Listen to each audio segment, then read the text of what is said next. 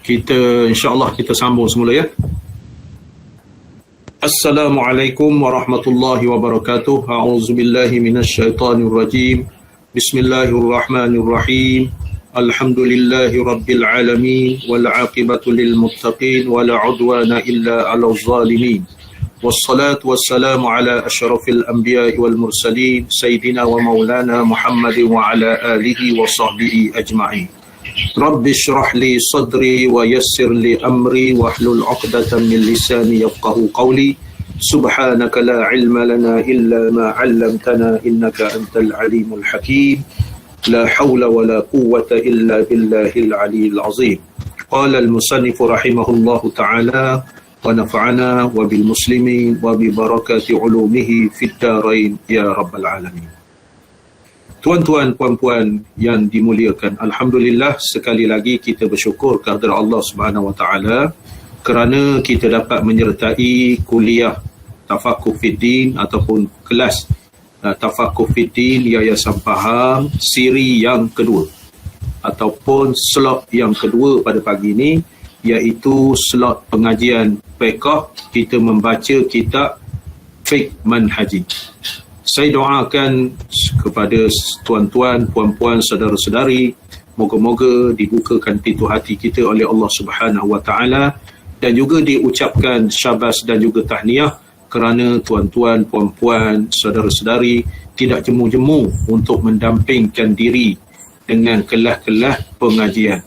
Moga-moga kita beristiqamah, dikurniakan oleh Allah Ta'ala di dalam menuntut ilmu. Semoga semakin hari semakin bertambah amal ibadah kita, semakin hari semakin dekat kita dengan Allah Ta'ala, semakin hari semakin kuat kita berpegang dengan agama kita. Moga-moga Allah Subhanahu wa taala meredai kerja buat yang kita laksanakan ketika hidup ini. Moga-moga ianya dijadikan sebagai bekalan ketika kita menuju ke alam akhirat, insya-Allah. Jadi hadirin-hadirat sekalian, pada pagi ini kita tajuk baru. Tajuk sebelum ini kita membahaskan berkenaan dengan hukum murtad. Hukuman murtad yang kita bahaskan di dalam kitab Fiqh Manhaji ini. Jadi pada pagi ini kita membahaskan tajuk baru, iaitu muka surat 1907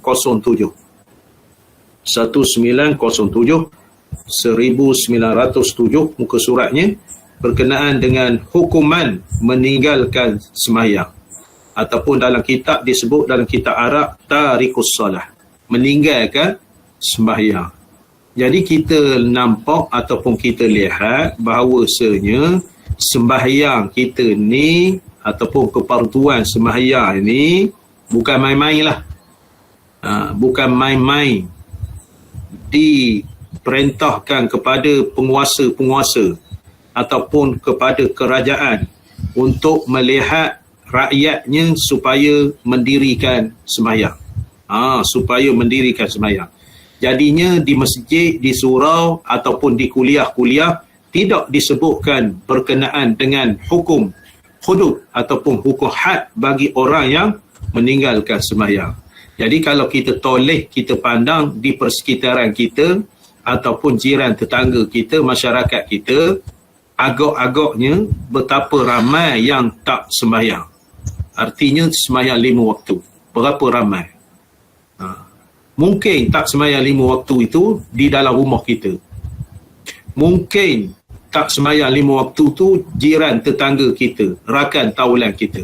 Jadi dalam kitab fiqh ni ada hukum ataupun tajuk yang berkenaan dengan tarikus salah, iaitu hukum meninggalkan sembahyang. Bukan main-main, hukum yang meninggalkan sembahyang.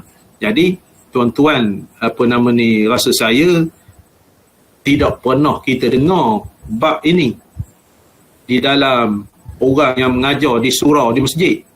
Cumanya dia khabar tak sembahyang berdosa. Sedangkan di dalam hukum hudud, sekiranya dimasyhurkan di sesebuah negeri, maknanya hukum yang meninggalkan sembahyang ini ada kategori-kategori yang disebutkan. Contohnya dalam kitab, selain daripada kitab ini, dalam kitab Fathul Qarib, muka surat 58, Faslun wa tarikus salah, muka surat 58. Itu kitab Arab, kitab Fathul Qarib. Kitab Fathul Qarib ada tajuk dia, tajuk kecil saja. Tajuk kecil dalam kitab Fathul Qarib. Begitu juga dalam kitab Jawid, kalau tuan-tuan mengaji, di dalam kitab Matla'i. Di dalam kitab Matla'i, kitab saya ni muka surat 205. Muka surat 205. Faslun fi tarikis salatil mafruḍah. Pasal pada menyatakan hukum meninggalkan sembahyang fardu. Sembahyang fardu. Itu jadi. Jadi kita ni nak bincang daripada sudut hukum. Daripada sudut hukum yang berkenaan dengan hudud. Makna orang tak sembahyang ni hukum hudud. Kerana meringan-ringankan. Ataupun kerana mengatakan sembahyang itu tak wajib. Jadi kalau dia meringan-ringankan, makna dari segi penguatkuasaannya, kalau sekiranya negara itu dimasyhurkan hukum-hukum yang berkenaan, hukum-hukum yang berkenaan. Contohnya kita lihat negara Brunei. Negara Brunei jangan main-main. Sebab raja dia tu apa nama ni, kuat agama. Raja Brunei jangan main-main. Mana dititahkan bangunan tidak boleh tinggi daripada menara masjid. Bangunan tidak boleh tinggi daripada menara masjid. Jadi tuan-tuan puan-puan yang pernah bertandang menziarah sesiapa ataupun melawat begitu gini, tahulah di dalam keadaan Brunei, negara Brunei. Jadi negara Brunei ni setakat ini kita dengar berita-beritanya, apa nama ni, dan saya berpengalaman 2-3 tahun lepas seminar ulama yang dianjurkan oleh Majlis Agama Islam Pahang di MS Garden tu, Grand Darul Makmur. Maknanya kita negeri Pahang menganjurkan seminar ulama. Saya pengiring mufti Brunei. Mufti Brunei. Saya dah bersema-sema dengan dia. Mufti Brunei ni bertaraf menteri. Bertaraf menteri. Saya sema-sema. Lepas itu berkenaan dengan apa nama ni, sultan dia, raja dia nak melaksanakan hukum hudud. Nak melaksanakan hukum hudud, dia kata negara-negara lain jangan banyak cakap. Saya sebagai ketua negara ini, saya maknanya akan melaksanakan hukum hudud. Hukum hudud tu daripada Allah Subhanahu Wa Taala. Apa guna saya jadi raja sedangkan saya menghadap Allah Taala nanti saya tak tahu nak jawab. Itu ibarat katanya tak tahu nak jawab, saya berkewajipan melaksanakan hudud. Lepas itu mufti itu kata, lepas dia istihar ke hudud tu, negara-negara lain jangan campur tangan, maka bertambah-tambah telaga minyak dapat di perairan apa nama Turki pula, di perairan Brunei. Lepas itu yang kedua, COVID sekarang ni dah bersih negara Brunei. Dia raja dia, pemimpin dia, maknanya masjid buka, penjarakan sembahyang buka, tapi masjid dia suruh rakyat dia supaya sentiasa membaca Quran, supaya sentiasa berzikir. Mufti dia bagi zikir, saya dapat itu delete lah, zikir yang diberi berkumandang di negara Brunei. Jadi alhamdulillah, tahun ini maknanya keputeraan raja dia boleh dah ada majlis istiadat apa semua gitu gini. Dia ni bebas dah, mungkin ada sikit-sikit. Jadi negara Brunei, maknanya kita nampak, maknanya apa nama ni, segi pelaksanaan hukum-hukum tu nampak. maknanya ayat Quran tersebut, law anna ahlal qura amanu wattaqau lapatahna alaihim barakatim minas sama'i wal ard. Sekiranya sesuatu negeri itu, negara itu, kampung itu beriman kepada Allah, nescaya kami akan buka pintu rahmat. Kami akan buka pintu rahmat, pintu keberkatan daripada langit dan bumi. Allah sebut, Allah sebut daripada langit dan bumi.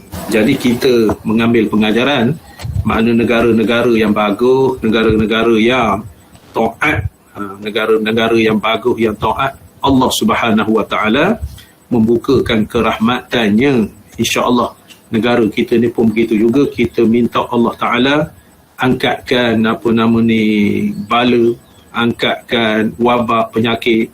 Maknanya kita ni diuji kita minta redakanlah pergolakan yang berlaku di negara kita, insya-Allah. Semoga selamat sejahtera kita dan selamat sejahtera daripada COVID-19. Muka surat 1907, hukuman meninggalkan sembahyang.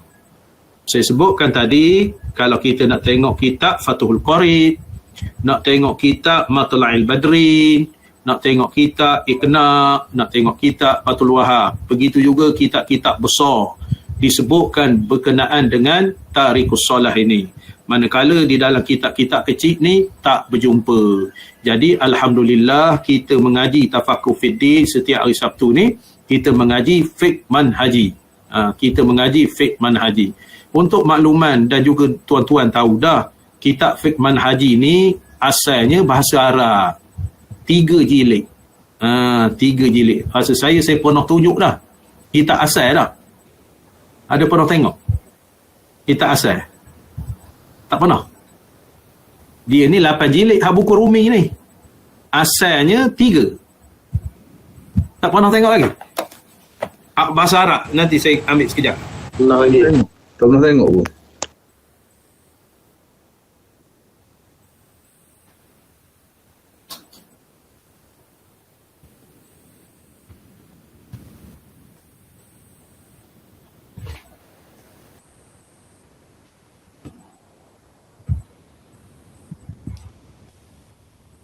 Itu dia. Kitab asalnya ni. Yang 8 jilid buku Rumi terjemah tu ni bahasa Arab ni. Ini jilid pertama. Jilid pertama. Jilid pertama. Ni nombor 1. Jilid pertama. Lepas tu ini jilid kedua. Jilid kedua. Kita baca ni maknanya 8 jilid terjemah. Ini jilid kedua. Lepas itu jilid ketiga. Tebal-tebal kitabnya. Tebal-tebal kitab ni jilid yang ketiga. Jadinya kita ni bertuah lah mengaji kitab besar-besar. Lepas itu lawa dia punya jilid. Dia tulis Al-Fiqhul Manhaji. Fiqh Manhaji. Saya ni 130. 130 3 jilid ni. Saya beli di Pulau Pinang. Beli di Pulau Pinang. 130. 2012 dulu. 2012 130. 15 bulan 6 2012. Saya beli nak tengok hak asal. Hak asalnya maknanya 3 jilid ni bahasa Arab. Jadi tuan-tuan nak beli bahasa Arab okey juga. Beli bahasa Arab maknanya terjemah dah ada. Maknanya yang ini 8 jilid ada beli ke beli? Satu set. Ada. Satu set. Jadinya kita ni mengaji jilid yang ke-8. Maknanya setelah kita mengaji ni pun habis ni boleh buka pondok lah. Boleh buka pondok. Jadi kita berbalik kepada tajuk kita ni. Tajuk kita ni. Kepentingan sembahyang di dalam Islam. Maknanya penting sangat berkait dengan sembahyang ni. Jangan main-main. Kalau tuan-tuan, saya selalu ingatkan kepada kita yang mengaji-ngaji di masjid, di surau ni, ataupun mengaji secara online ni, ataupun kelas tafakuh fiddin kita, kalau tuan-tuan ingat, saya selalu berpesan, maknanya kalau banyak tak sembahyang itu, qada balik. Qada balik. Wajib mesti qada. Jangan sibuk itu, sibuk ini. Walaupun sibuk, sehari mesti qada. Dan juga saya melihat di masjid di surau, sahabat-sahabat kita, jemaah-jemaah kita, setelah kita memberi penerangan berkenaan dengan qada ni, dia merasakan maknanya dia banyak tak sembahyang masa muda-muda. Saya tengok-tengok, saya pandang-pandang, saya keling ke belakang, maka jemaah-jemaah kita ni tidak ketinggalan sembahyang qada. Begitu juga ada di satu tempat tu, mana lepas dia sembahyang subuh, Assalamualaikum, dia istighfar ni, dia pergi ke belakang, dia sembahyang qada subuh, lepas waktu subuh, makna qada subuh. Jadi oleh kerana orang situ pun dah reti dah, orang faham dah, ada 2-3 orang yang qada subuh selepas sembahyang subuh. Tak apa, qada subuh selepas sembahyang subuh tak apa, yang tak bolehnya sembahyang sunat. Jadi kalau orang mengaji tak apa, kalau orang tak mengaji pening pula. Allah, lepas sembahyang subuh tiba-tiba sembahyang, awak tak tahu ke mana. Awak tak tahu ke mana. Lepas sembahyang subuh, sembahyang asar, sembahyang qada boleh, sembahyang sunat haram. Kepentingan sembahyang dalam Islam. Sembahyang adalah imej Islam yang utama dalam hidup seseorang Muslim. Ia juga merupakan bukti terpenting kehambaan seseorang manusia kepada Allah Azza wa Jalla. Kepentingan ini telah dijelaskan oleh firman Allah Subhanahu wa taala, ataupun firman Allah Azza wa Jalla, innas salata kanat 'alal mu'minina kitaban mawquta. Sesungguhnya sembahyang itu adalah satu ketetapan yang diwajibkan atas orang yang beriman yang tertentu waktunya. Surah An-Nisa ayat 103. Sembahyang ni dia kata image, maknanya hubungan kita dengan Allah Ta'ala. Hubungan kita dengan Allah Ta'ala, makna direct hamba kepada Allah. Sembahyang sembahyang.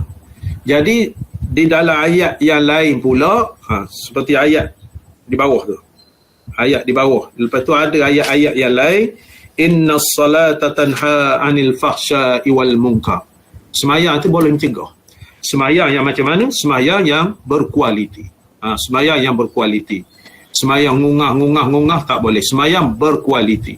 Sembahyang yang ada beberapa hakikat sembahyang.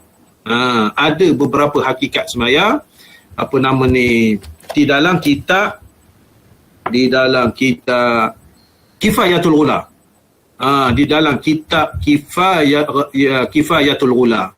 Hakikat sembahyang ni ilmu, takut, membesarkan Allah, malu. 4 tu. Ilmu, takut, membesarkan Allah, malu. Dipanggil hakikat sembahyang. Begitu juga di dalam kitab Miftahul Jannah. Makna hakikat sembahyang, maknanya kita melaksanakan sembahyang itulah ilmu, malu, takut, membesarkan Allah. 4 perkara tu. Ilmu, sembahyang yang betul-betul sembahyang reti. Lepas itu membesarkan Allah, mengagungkan Allah dalam sembahyang. Lepas itu malu, kita malu kepada Allah. Lepas itu takut, kita takut kepada azab Allah Ta'ala. Itu 4. Refer kepada kitab Kifayatul Ghula. Kifayatul Ghula tentu ada di belakang, dan juga kitab Miftahul Jannah. Maknanya dipanggil hakikat sembahyang. 4 perkara. Saya ulang balik. Ilmu, malu, membesarkan Allah, takut. Makna kita ni sembahyang kena ada ilmu betul, reti. Mana selok-belok sembahyang tu kita tahu. Sembahyang keadaan begini, sembahyang cepat, sembahyang lambat. Mana boleh menangguhkan sembahyang sekiranya pengajian ilmu, waktu sembahyang itu panjang. Contohnya waktu Isya, kita tak mengaji. Kita tak mengaji habis. Sebab itulah berlaku apa yang berlaku. Sebabnya satu lagi, dia menyatakan tidak penting ilmu. Tidak penting ilmu. Okey, maknanya sembahyang tu wajib, ilmu ni pun wajib. Jadi oleh kerana itu, kalau dia faham, dia meluangkan. Masuk isyak, saya sebut tadi, kuliah yang pertama tadi. Masuk isyak, orang tengah mengajar ilmu. Masjid. Tiba-tiba dia sembahyang seorang. Amat tak cantik. Amat tak cantik. Begitu juga orang kuliah. Masuk isyak, tek. Azan. Tak payah azan lah, teruskan kuliah. Nak khabar orang lain nak sembahyang. Dia tu kalau nak sembahyang, dia ke masjid. Kita meraihkan orang luar. Meraihkan orang luar. Dia bukan tak dengar mengajar. Pam. Kalau dia nak sembahyang, mana tengok jar dia lah, ibarat katanya. Jadi kalau orang mengaji ataupun orang yang faham berkenaan dengan hakikat sembahyang itu tadi, maknanya dia faham. Dia faham berkenaan dengan sembahyang. Sembahyang ketika sihat, sembahyang ketika sakit, sembahyang darurat, sembahyang syiddatul khauf, begini. Image. Kalau kita sembahyang ni, image kerana Allah Subhanahu Wa Taala berfirman di dalam surah An-Nisa 103. Jadi tuan-tuan, apa yang saya cakap ni nak kabarkan segi afdal di dalam kita menuntut ilmu. Jadi jangan salah faham. Ustaz Saharudin tu tak beri sembahyang. Tak beri sembahyang. Kita nak sembahyang isyak tak beri. Awak nak sembahyang, awak punya pasal lah. Cumanya saya nak kabarkan kepentingan ilmu itu. Jika sekiranya kita left daripada pengajian ni, mana ilmu tu tak dapat ke kita. Sedangkan ruang kita nak sembahyang tu masih panjang. Jadi ruang, macam saya khabar tadi, tak kedai ada orang left, hakikat sembahyang. Jadi hakikat sembahyang tak tahu. Contohnya, contoh sembahyang, kita sembahyang isyak. Masuk Allahu Akbar, dia pergi sembahyang isyak. Saya ni nak beritahu ni orang yang mengaji. Orang yang mengaji. Kalau orang yang hanya orang yang cerca merba, saya tak nak khabar. Dia bimbang salah faham.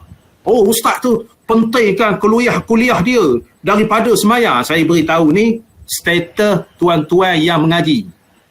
Kalau orang umum tak boleh. Kalau orang umum dia nak sembahyang, lantak lah nak sembahyang. Dia makna dia tak erti.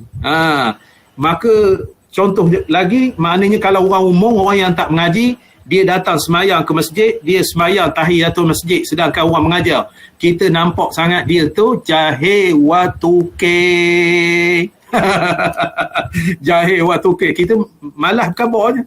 Orang jarang-jarang sekali. Allahu Akbar. Dia ingat apa nama ni, sembahyang tu afdal walaupun sembahyang. Contoh lain, kalau orang tak mengaji, ketika khutbah Jumaat, dia berzikir.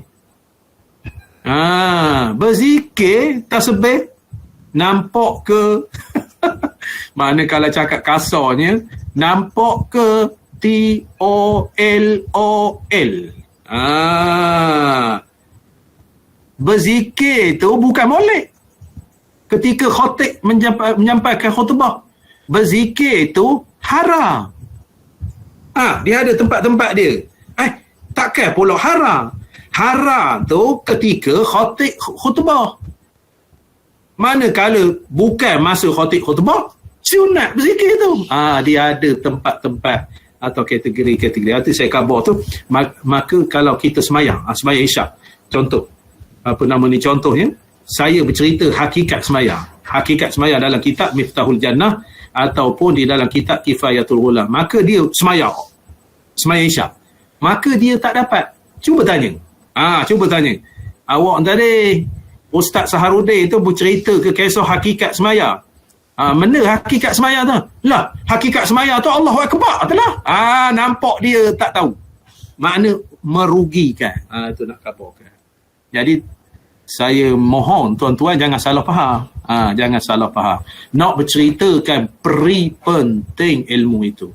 Sampai ke ada hadis Nabi, peri penting ilmu itu, maknanya ilmu itu lebih afdal daripada sembahyang sunat 1000 rakaat. 2, 4, 6, 8, 10 gini sampai 1000. Lebih afdal kita berada di dalam majlis ilmu. Image tu dia kata. Itulah hakikat sembahyang tu. Kita ulang balik. Jadi kita nak cerita sekarang ni berkenaan dengan hukumnya. Jadi dia cover image. Kalau kita tak sembahyang ni tenat sangatlah. Kita tak sembahyang ni tenat sangat. Kemudian wa'mur ahlaka bis salati wastabir 'alaiha, dan perintahkanlah keluargamu serta umatmu mengerjakan sembahyang, dan hendaklah engkau tekun bersabar menunaikannya. Surah Taha ayat 103. Jadi kita perintahkan kepada keluarga kita. Kita perintahkan kepada rakyat kita. Kita perintahkan kepada masyarakat kita. Jadinya orang yang ada kuasa. Jadi perintah tu macam mana? Secara tak langsung. Maknanya kita berikan ataupun kita edarkan.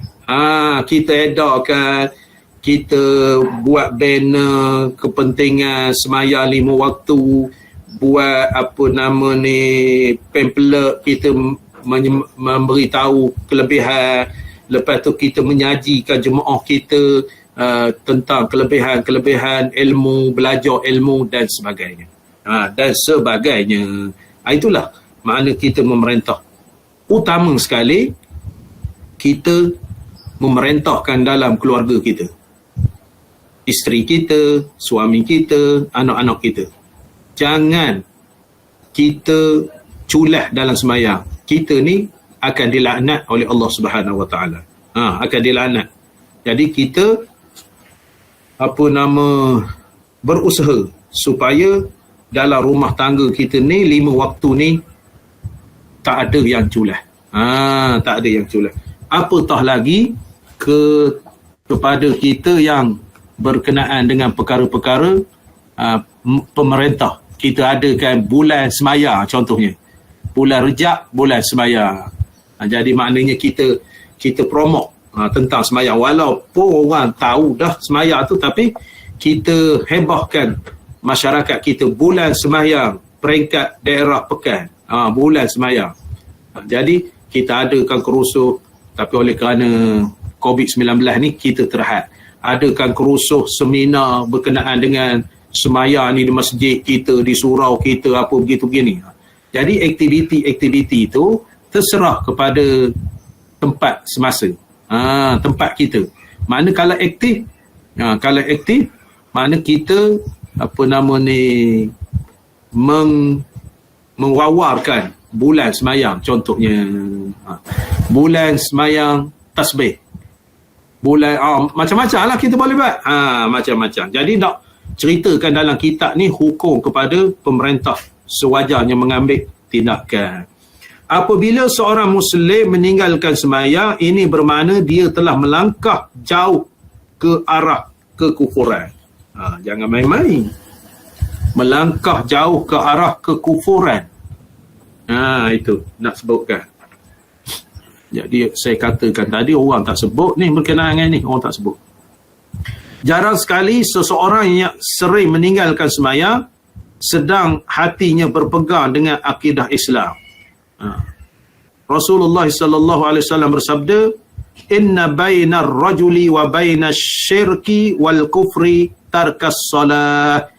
Penghubung antara seorang laki-laki dengan syirik dan kufur, penghubung antara seorang laki-laki dengan syirik dan kufur ialah meninggalkan sembahyang. Maknanya Allah berat berkenaan dengan sembahyang ini. Jadi pentingnya kita mengambil berat di dalam perkara-perkara yang berkenaan dengan sembahyang. Jadi kita ni tak habis lagi mengaji bab sembahyang. Sembahyang 5 waktu, sembahyang Jumaat, sembahyang sunat, bereslah. serba sedikit kita buat, 5 waktu kita tak meninggalkan apa begitu gini. Tetapi nak menjadikan sembahyang itu sembahyang yang berkualiti. Sembahyang yang berkualiti makna sembahyang yang berilmu. Hakikat sembahyang tu nombor 1 berilmu. Jadi berilmu kita faham sangat-sangat, kita faham sungguh-sungguh yang bersangkutan dengan sembahyang keadaan macam mana pun. Keadaan macam mana pun. Kita ni sihat sembahyang. Kalau sakit macam mana? Kalau sakit, takdirkan Allah kita masuk ICU, na'udzubillah, minta perlindungan daripada Allah. Kita masuk ICU, kita pakai oksigen, sedangkan akal fikiran kita waras, cuma kita sesak nafas. Kita ingat, adakah kita sembahyang? Kita terlantar di rumah, terlantar di hospital, adakah kita sembahyang? Itu kita ukur situ. Kita sakit, kita tak daya apa begitu begini, kaki bengkok, tak boleh berjalan, adakah kita sembahyang?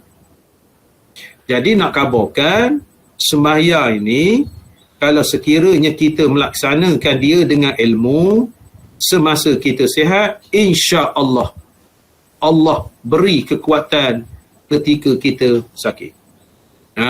Beri kekuatan. Tuan-tuan nak kabarkan, kita mungkin menghadapi yang saya kata ni. Kita mungkin pernah menghadapi. Kita sakit, bengkok kaki, bengkok tangan, tak daya nak bangun. Jadi ilmu yang berkait dengan sembahyang itu kita buat ataupun tidak. Kalau kita buat, kita belajar tayamum ke apa begitu gini, bermakna kita sembahyang juga. Walaupun kaki kita terjongkang ke atas pun, kita sembahyang. Kaki naik ke atas, kita sembahyang belah duduk, orang kata. Sembahyang atas katil ataupun sembahyang kaki sebelah atas kerusi, kita duduk atas kerusi. Mana kita sembahyang juga. Artinya kita ni faham yang berkait dengan sembahyang. Alhamdulillah. Kita pusing kepala, pening kepala, pusing mata, musai mata, kita sembahyang juga.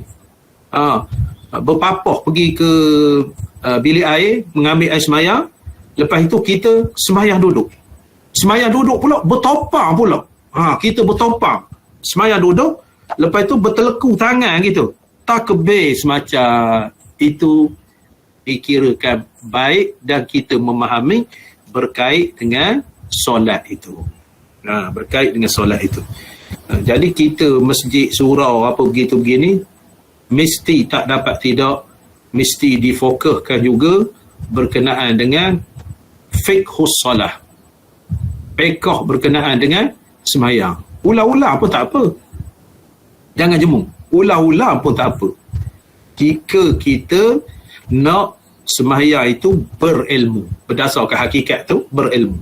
Makna sembahyang sebenar-benar sembahyang. Jadi kita ni kadang-kadang berlaku. Kita berlaku rasa reti sangat dah sembahyang, tapi tak reti. Rasa bijak sangat dah bab sembahyang, tapi tak bijak. Tak bijak, tak faham, tak reti. Rasa bijak sangat dah hukum sembahyang. Jadi kita nak tahu bijak tak bijak, masjid kita dihadkan 50 orang saja. Sampai 50 orang, masjid tutup. Contohnya. Sekarang ni dak lah dah. Jadi kalau orang yang faham, dia tak ada maki hamun kepada Tok Imam, tak maki hamun kepada AJK. Babi celaka macam masjid dia, kroning itu. Jadi kalau dia faham berkenaan dengan sembahyang, pemerintah telah menetapkan 50 orang sahaja ketika wabak ni. Jadi kalau cukup 50, pintu pagar dah ditutup, kita balik itulah. Balik sembahyang zuhur kalau dia faham. Oh, inilah itulah, inilah itu, kroning lah itu, beranak dia ni. Mana orang tak faham? Awak jangan buat tak faham. Ramai yang menelpon saya.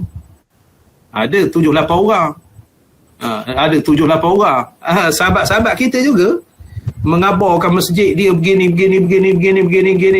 Saya khabar Haji, kita ni masa darurat.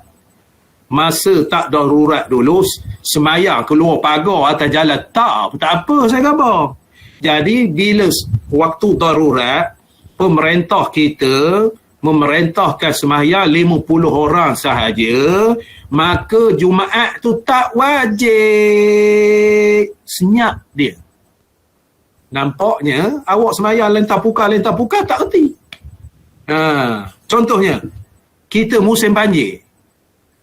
Musim banjir masjid atas bukit.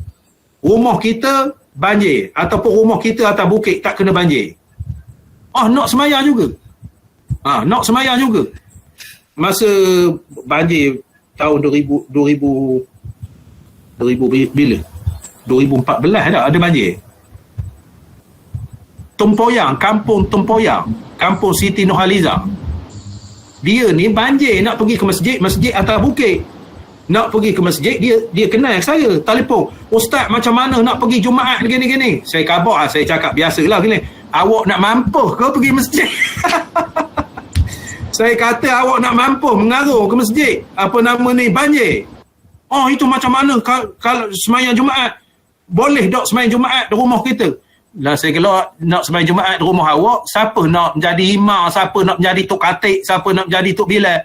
Lepas itu awak pula ramai ke jemaah tempat awak tu. Tak ada lagi gitu. Saya khabar semayang Jumaat tu tak wajib, semayang Zuhur saja. Semayang Zuhur saja. Masa itu dah apa nama ni, dekat Jumaat dah. Dekat Jumaat saya nak pergi ke masjid dah. Jadi oleh kerana itu sekarang ni awak boleh tidur lah sekarang saja. Musim banjir. Pukul 2 kan baru semayang Zuhur. Mana tak faham. Bukan orang faham semua berkenaan dengan semayang-semayang ni. Berkenaan dengan semayang-semayang ni. Jadi kalau kita faham berkenaan dengan semayang ni, saya kata tadi hakikat 4 perkara tadi. Nombor 1 tu, berilmu, clear. Berilmu, clear. Semayang raya pun salah lagi. Semayang raya pun salah lagi. Lepas tu semayang Zuhur, Ustaz, boleh tak saya niatkan Zuhur ni sekali dengan Qobliyah? Sekali dengan Qobliyah. Dia tak sempat Qobliyah tu. Biasa semayang seumur Qobliyah Zuhur. Tiba-tiba komat. Dia sampai komat. Jadi lah saya kata awak ni semayanglah Zuhur dulu berjemaah. Lepas itu oleh kerana awak ni tak pernah meninggalkan semayang Qobliyah, awak boleh hukum qada semayang Qobliyah itu. Tak erti.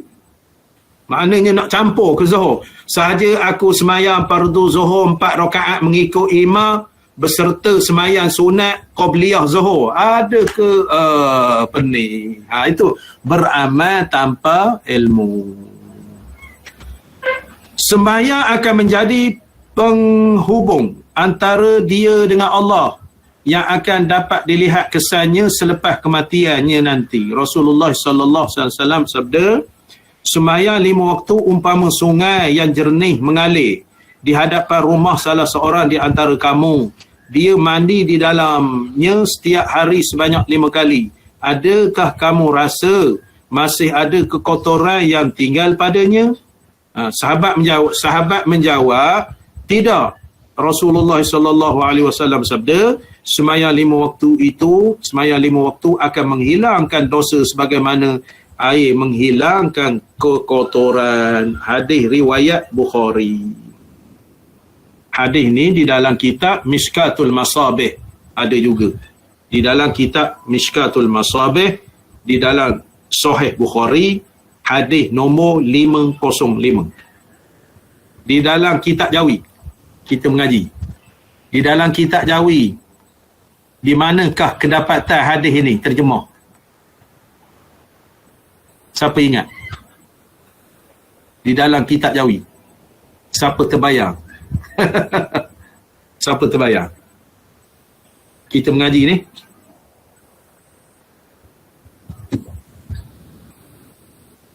Mata lain. Mata lain tak ada.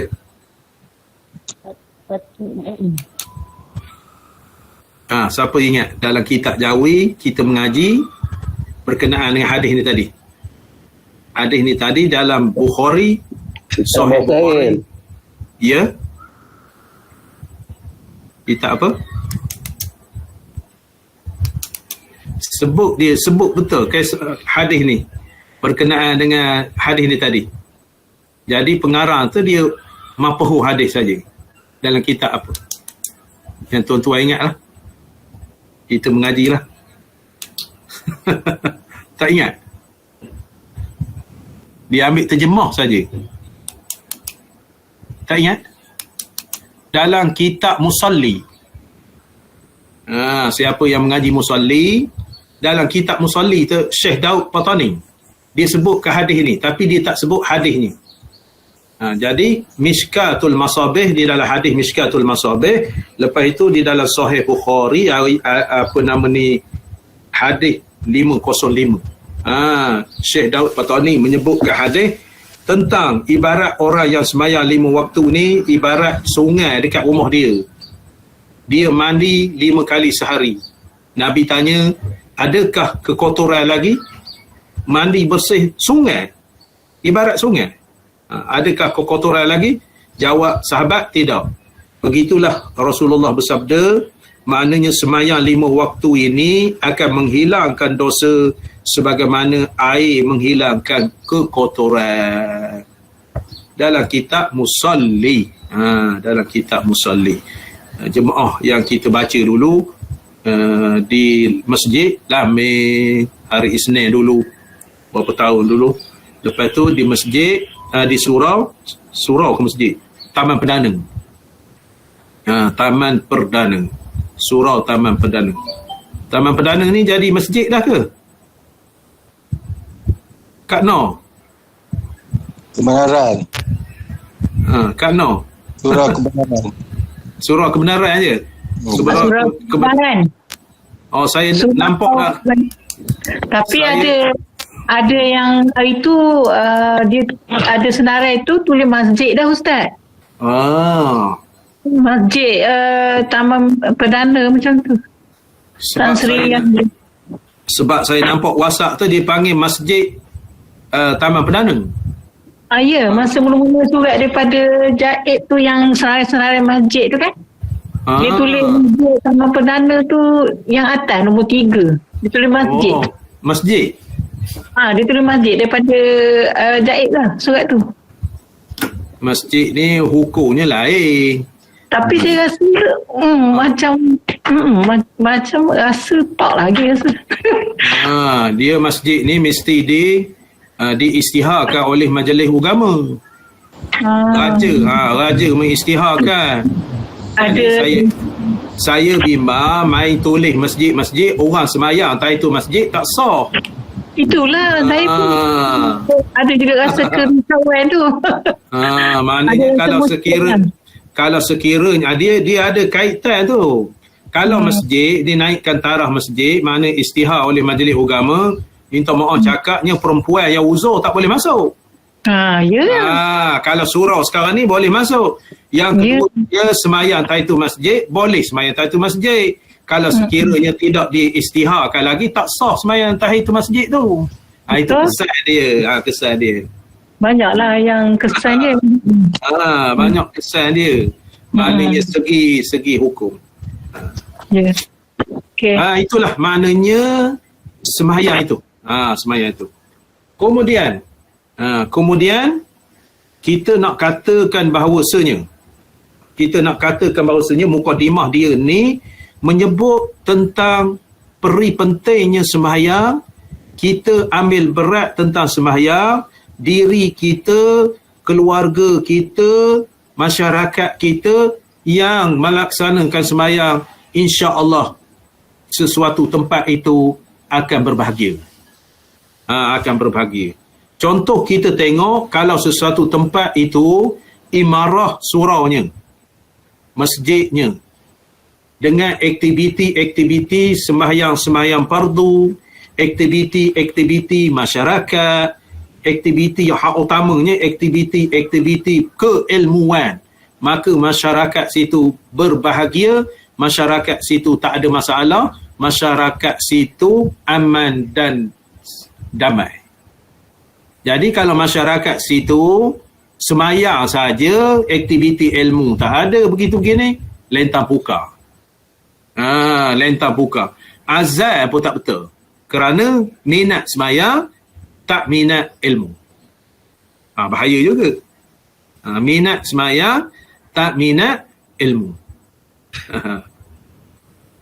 Minat semayang, beribadat lah. Waktu semayang, berduyur-duyur, tapi ilmu tak ada. Manakala makan minum pula, minat pula. Kenara saja. Jadi masjid surau, keadaan begitu, KO. Tak tahu berkenaan. Dia semayang saja. Banyak masjidnya lentang pukar. Banyak masjid lentang pukar yang tidak ada aktiviti ilmu. Sebab itu saya sebutkan, maknanya masjid surau kita ni beberapa subjek yang penting mesti dipaparkan kepada masyarakat. Fiqh, tauhid, tasawuf, tafsir, hadis, tajwid, sirah. 7 ilmu ataupun 7 subjek. Fiqh, faham. Tauhid, akidah. Tasawuf, akhlak. Tafsir, Quran. Hadis, sabda Nabi. Tajwid, membetulkan Quran. Lepas tu tajwid. Lepas tu sirah, kisah-kisah Nabi. Komplit. Maknanya masyarakat situ. Masyarakat situ dia faham belaka. Fiqh tu kisah-kisah ibadat apa semua dia faham. Dia faham. Perkara-perkara yang berkenaan. Macam kita sebut tadi berkenaan dengan surau ataupun surau status masjid apa begitu-begitu. Jadi dia faham. Dia tidak akan melaksanakan sembahyang tahiyatul masjid jika statusnya surau. Dia faham maknanya masjid dengan surau berbeza peraturannya. Kalau surau, orang yang uzur boleh pergi. Kalau masjid tak boleh pergi. Masuk ke dalam, maksudnya masuk ke dalam tak boleh. Itu dia faham. Dia faham. Jadi setengah masyarakat tak faham, lentang pukar apa gini, sampai dekat longkar pun sembahyang tahiyatul masjid. Dekat longkar hari Jumaat ramai-ramai tu saya mendengar sendiri. Di sutuh koridor di bawah tempat parking kereta tu dibentangkan kembe, di situ sembahyang tahiyatul masjid. Saya dengar betul. Kita tak sembahyang tahiyatul masjid. Kalau nak sembahyang, maknanya sembahyang sembahyang sunat, qabliyah ke apa begitu-begini. Tapi sembahyang tahiyatul masjid tak sah di situ. Maknanya apabila disajikan kepada masyarakat ni 7 subjek nanti. 7 subjek ni nanti ataupun 7 subjek ini, maka masyarakat itu faham. Masyarakat itu faham. Maknanya kita boleh kelaskan bahawa masyarakat di situ faham. Lepas itu masyarakat di situ pula maknanya mengaji. Jangan balik. Ada setengah semayang maghrib balik, semayang isyak, itu dia orang lebay dah. Orang lebay maknanya tak minat ke ilmu. Kita nak belajar sangat ilmu supaya faham. Jadi kita bimbang. Kita banyak beribadat, ibadat kita tidak sah ataupun tidak diterima. Jadi tuan-tuan, perempuan, hadirin-hadirat sekalian, apa kategori sembahyangnya dikirakan kepada masyarakat Islam? Kepentingan sembahyang tu.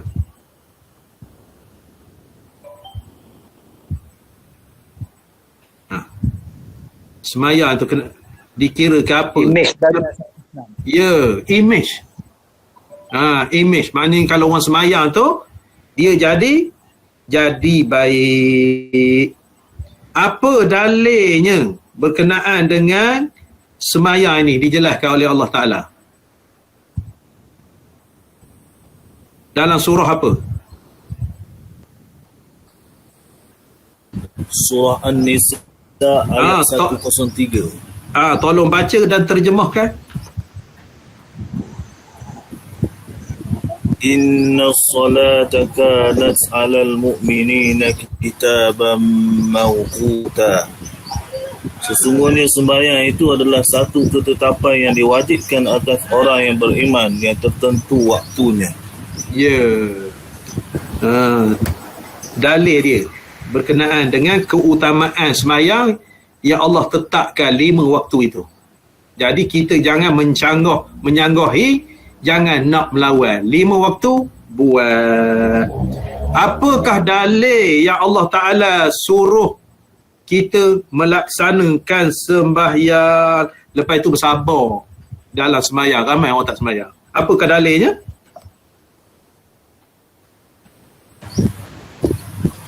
Dalam surah Taha ayat 132. Cuba baca dan terjemahkan. Wa'mur ahlaka bis-salati wastabir 'alaiha. Dan perintahkanlah keluargamu serta umatmu mengerjakan sembahyang, dan hendaklah engkau tekun bersabar menunaikannya. Terima kasih. Itu dalilnya. Dalil perintah kita supaya kita ni mengerjakan sembahyang tu. Jangan main-main. Istilahnya jangan main-main di dalam keluarga kita, di dalam masyarakat kita. Apakah hakikat sembahyang? Ada 4. Sebutkan. Ilmu, takut, membesarkan Allah dan rasa malu. Ya. 4 hakikat sembahyang tu. Kita sembahyang tu 4 hakikat tu. Barulah sembahyang kita berkualiti. Sebutkan nama kitab yang saya sebut hakikat sembahyang itu. Kitab mana? Kitab apa? Boleh jumpa. Muniatul Musalli, Mishkat dan Sahih Bukhari. Hakikat sembahyang. Itu hadis tu. Hakikat sembahyang. Kitab Fathul Qorib 58. Hakikat sembahyang 4 tu dalam kitab benda kita akan jumpa. Yang saya sebut tadi. Kifayatul Gulam. Kifayatul Gulam. Satu lagi. Miftahul Jannah. Miftahul Jannah. Boleh refer ke situ tentang hakikat sembahyang yang 4 perkara itu. Yang berkaitan dengan 4 perkara hakikat sembahyang dalam kitab Kifayatul Ulam dengan kitab Miftahul Jannah. Sekiranya seseorang Islam itu meninggalkan sembahyang ataupun culah sembahyang, dia ni ibarat melangkah ke mana?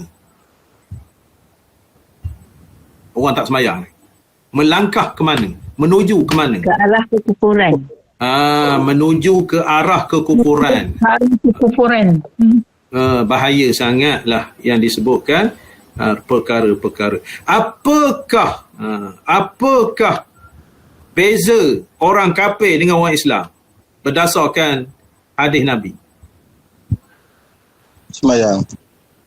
Sembahyang. Apakah dalilnya? Man tarakat salamu muta'ammadan faqad kafara jihara. Tak kena ada itu. Itu orang yang meninggalkan sembahyang. Beza. Inna baina rajuli wa baina syirki wal kufri tarkas salah. Ya, terjemah. Penghubung antara seorang lelaki dengan syirik dan kufur ialah meninggalkan sembahyang. Itu dia hadisnya. Maknanya nak kabarkan bezanya. Meninggalkan sembahyang serupa ceyenu alik. Itu ibaratnya hak kafir lah, orang kafir. Ceyenu alik ni ada Islam. Bagaimanakah Rasulullah memberitahu tentang sembahyang ini boleh menghapuskan dosa? Apa Rasulullah bagi tahu? Macam kita mandilah 5 kali. Lepas itu? samalah dengan sembahyang 5 kali sehari. Maknanya bersih. Di dalam kitab mana hadis tu? Mafhum hadis tu. Dan matan hadis tu dalam kitab mana? Jawi Musalli. Musalli, kitab Jawi Musalli. Kitab Arab? Kitab hadis? Musabah Musabah. Miskatul Masabih. Mishkatul Masabih dengan Musalli ya. Sahih hadis tu. Bukhari. Sahih Bukhari. Kitab hadis ni, Musalli itu bukan kitab hadis, kitab semayang Jawi. Hadis ni seperti mana saya khabar tadi, di dalam kitab Mishkatul Masabih, dan di dalam kitab yang kedua ni di dalam kitab Bukhari, seperti mana ada disebut muka surat 1908. Nota kaki itu di Al-Bukhari 505 hadis di dalam Sahih Bukhari. Jadi kita boleh rumuskan bahawasanya sembahyang itu hendaklah diambil berat, kerana jika meninggalkan sembahyang tu implikasinya amat besar kepada seseorang Muslim. Ia boleh melangkah ataupun menuju kepada kelembah kekufuran, wal'iyazubillah. Boleh faham? InsyaAllah boleh faham. Jadi setakat itu dulu, insyaAllah kita minggu depan akan masuk di dalam berkenaan tajuk ni. Berkenaan tajuk ni, mana hukum orang yang meninggalkan sembahyang ada berapa kategori. Hukum sama ada dia meninggalkan sembahyang, dia khabar tak wajib sembahyang, ataupun dia meninggalkan sembahyang cuma malas-malas sahaja. Jadi kita masuk pada tajuk yang berkenaan dengan hukum hudud, berkenaan dengan hukum orang yang meninggalkan sembahyang. Jadi nak rujuk nanti buka kitab Matla'in. Minggu depan buka kitab Matla'in. Di dalam Matla'in itu jelas dia berkenaan dengan, ada kitab Matla'in? Ada. Dalam kitab Matla'in, tuan-tuan ni ada belaka rasanya. Muka surat 205 kitab kita ni. Kitab saya ni. Ada kitab. Buka Matla'in dulu, insya-Allah minggu depan. Aku lu qauli hadza wa astaghfirullah li wa lakum. Wassalamualaikum warahmatullahi wabarakatuh. A'udzu billahi minasyaitonir rajim. Bismillahirrahmanirrahim. Alhamdulillahi rabbil alamin, wassalatu wassalamu ala asyrafil mursalin wa ala alihi washabbihi ajma'in. Allahumma iftah alaina futuhal arifin wa faqihna fid din waj'alna minal ulama'il 'amilin wal malaikatil muqarrabin. Bismillahi ma syaa Allah la yasuku khairu illa Allah. Bismillahi ma syaa Allah la yasfu su'a illa Allah. Bismillahi ma syaa Allah ma kana min ni'matin fa min Allah. Bismillahi ma syaa Allah la ya'ti bil hasanati illa Allah. Bismillahi ma syaa Allah la hawla wa la quwwata illa billahil aliyyil azim.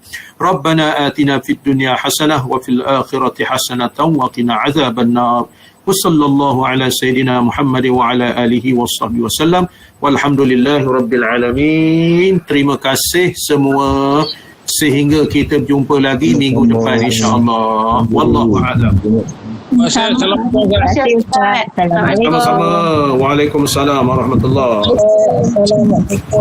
Waalaikumsalam warahmatullahi. Terima kasih. Assalamualaikum.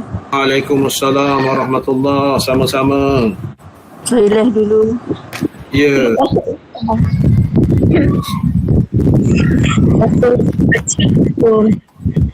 Waalaikumsalam warahmatullahi.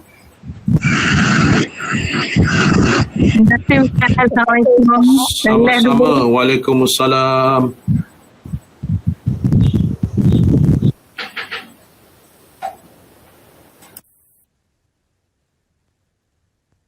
Terima kasih Ustaz. Assalamualaikum. Terima kasih Tuan. Terima kasih semua insyaAllah.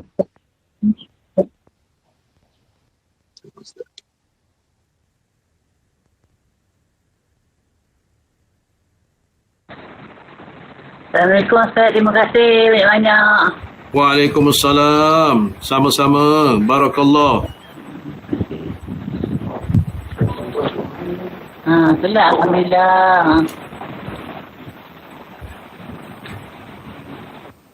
Terima kasih Ustaz. Assalamualaikum. Sama-sama. Waalaikumsalam warahmatullahi. Terima kasih banyak-banyak Abaya.